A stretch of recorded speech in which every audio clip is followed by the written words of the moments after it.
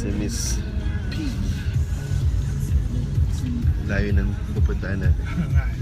Siguro mga 2 minutes. Stop pa tayo dala. Road trip. Ayun si Miss P. Hello. Yo. Road trip. Road trip. Layo. Siguro mga 2 minutes. Bandang kaliwa. Agad oh. Pagsakay namin, nandito lang yung venue. Isang kempot na.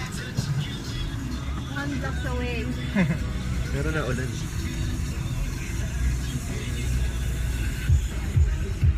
Ito na. Ayun na. Kaya nga. Okay. Jeep na kami eh.